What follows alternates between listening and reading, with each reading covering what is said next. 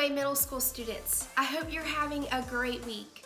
I know things are starting to really creep in, this new normal's setting in, and we may not like it, but I hope that you'll lean in with me. We're in week 2 of our Undefeated series, and this whole series is surrounded around a very important topic, an event that took place, and that is Easter.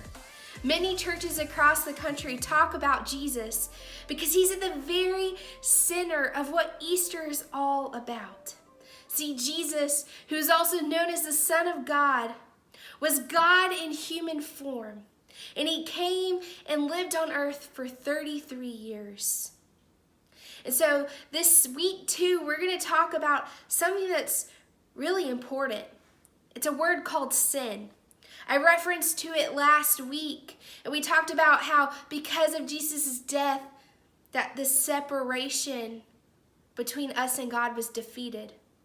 But what was that another thing that Jesus defeated for us? That's sin. See, sin is our mindsets, our actions, our things that we do wrong. It is because of sin that we're separated from God. Because God himself cannot be in the presence of sin. And sin has a price. See, that price is death. But there's good news. See, Jesus came so that we could have life with God again. Life to the fullest. And so we're going to talk about what Jesus defeated. That sin has been defeated because of Jesus. So I want you to lean in with me. The first scripture we're going to read is Hebrews chapter 12, verse 2.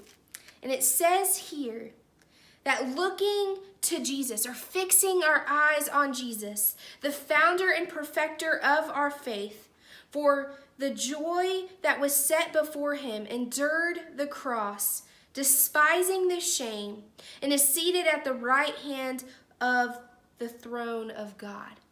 See, the writer of Hebrews is writing this to a group of people, and this is after Jesus came and lived on the earth and was died and resurrected and went back to be with God.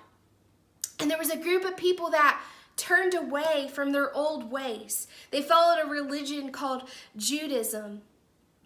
And so they decided to believe in this man named Jesus, and that he was the Son of God, and that he died on a cross and rose 3 days later. But following Jesus came at a cost. They were persecuted. Many of them had shame brought upon them because many people didn't believe who Jesus was. So many of them became weary. Many of them thought about turning back and going back to their old ways. But the writer of Hebrews says, fix your eyes on Jesus. The reason of that is because Jesus took on that shame. He took on the cross.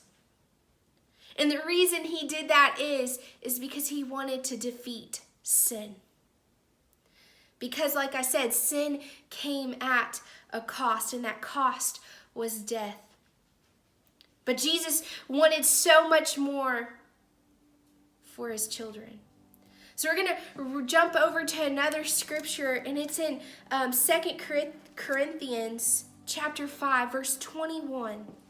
And it says, for our sake, he made him to be sin who knew no sin, that in him we might become the righteousness of God.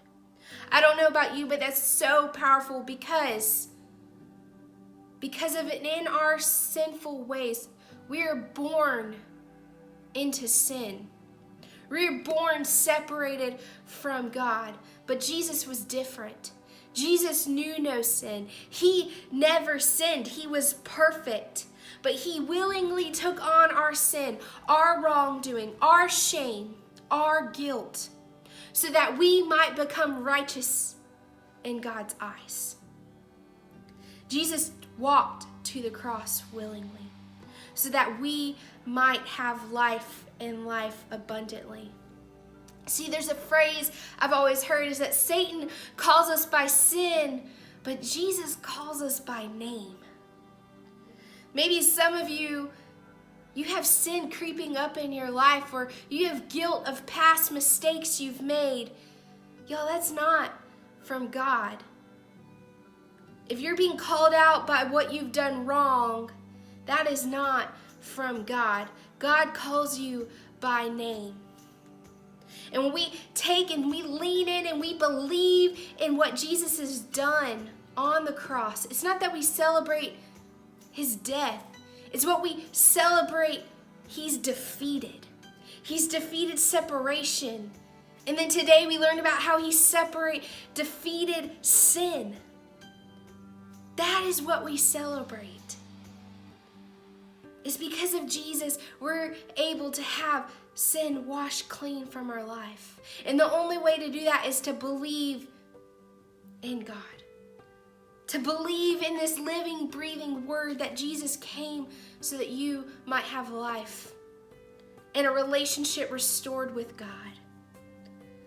So some of y'all need to lean in and trust in who Jesus is. And I would love to connect with you if you have questions on what it looks like to follow Jesus and know exactly what he's done for you and what he's defeated in your life. Hey, Megan back here. I hope you had a great time listening to this message. I want to go over a couple things with you. One, be expected to receive a phone call from someone on our student ministry team.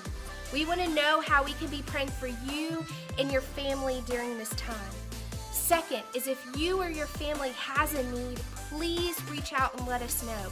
If your family doesn't have groceries and you're in need of food, please reach out to us. We want to help any way we can. Third is be on the lookout for your small group leaders to reach out as well. We're coming up with creative ways on how to continue to create community, and one of those ways is Google Hangouts. Yes, you already use that in schools, and so we're going to maximize on that and create spaces where you continue to have these small group discussions and continue to deepen in your discipleship process. So, if you have any questions, please reach out to me. My email is megan@midwaychurch.com. We're looking forward to hearing from you.